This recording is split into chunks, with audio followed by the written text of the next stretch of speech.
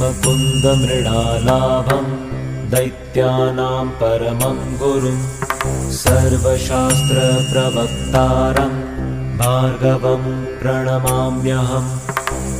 हिमकुन्दमृणालाभं दैत्यानां परमं गुरुं सर्वशास्त्रप्रवक्तारं भार्गवं प्रणमाम्यहम्।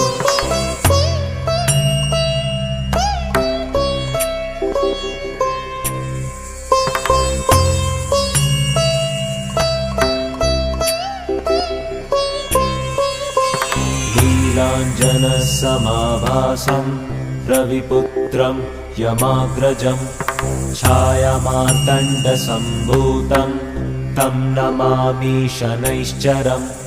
नीलाञ्जनसमाभासं रविपुत्रं यमाग्रजं छायामार्तण्डसम्भूतं तं नमामि शनैश्चरम्।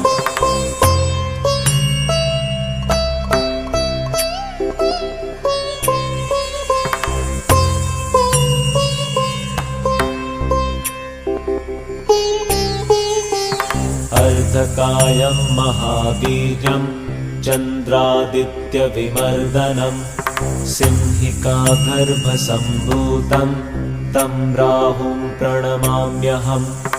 अर्धकायं महावीर्यं चन्द्रादित्यविमर्दनं सिंहिकागर्भसम्भूतं तं राहुं प्रणमाम्यहम्।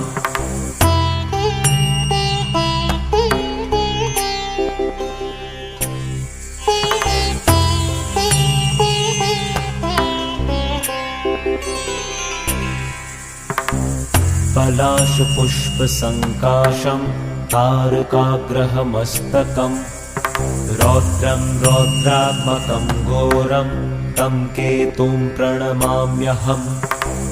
पलाशपुष्पसङ्काशं तारकाग्रहमस्तकं रौद्रं रौद्रात्मकं घोरं तं केतुं प्रणमाम्यहम्।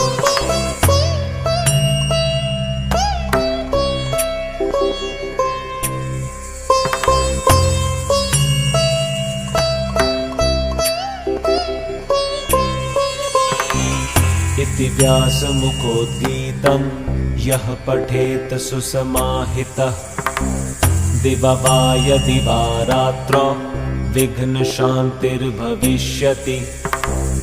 इति व्यासमुखोद्गीतं यः पठेत सुसमाहितः